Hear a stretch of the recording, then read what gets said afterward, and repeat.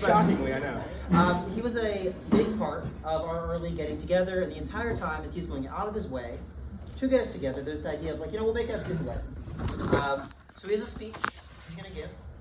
I don't know what he's saying. This is Colby repaying a debt for all I've done for him, I'm guessing.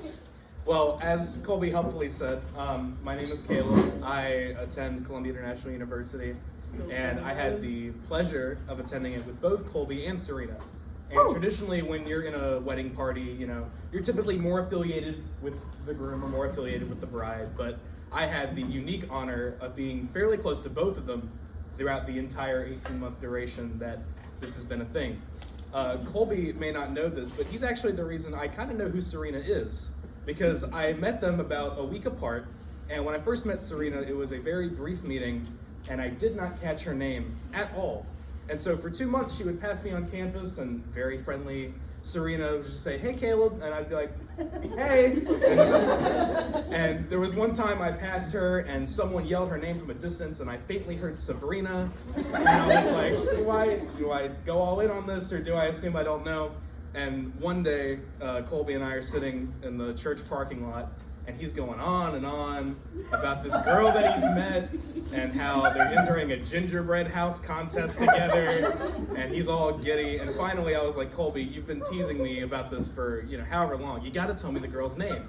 And he says Serena, and I go, "That's it." And instantly, and luckily, I ended up meeting Serena again about a week later, and did have the knowledge of her name when I was reintroduced, which saved me a lot of embarrassment. So in a way, you're the one that helped me learn her name, and since then, these two have been so linked in my life, both in my head and my heart, and physically, because I was their third wheel.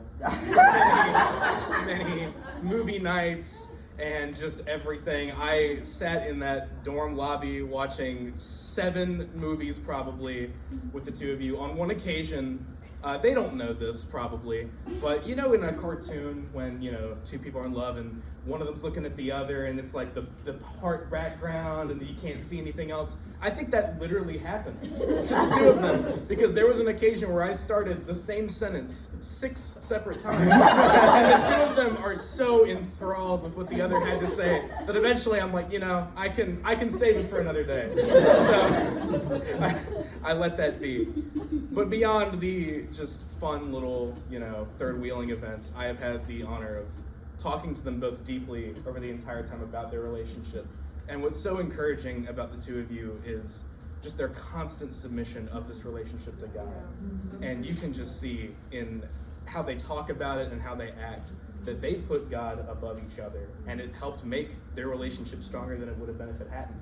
There were so many occasions where one of them would talk about they were getting ready to move on to the next step in their relationship. They prayed about it, they were trusting in it, and they'd come to this conclusion that they were ready, and then I'd talk to the other, and they'd reach the same conclusion at the same time without having talked about it with each other yet. And God had spoken to them individually and prepared them to move forward as a team for so many different steps, to the point where I think I might have known you were getting married before you did. And it's just such a blessing to see how their submission to God of each individual step paid off for them dividends.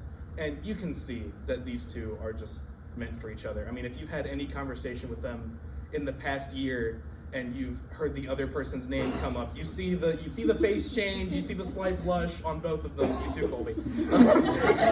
You see the way they just light up around each other, and God has certainly been at work in both of their lives, and it's been such a blessing to get to see how God has progressed you two. Serena, we were hanging out. I'm trying. It's gonna be both of us here.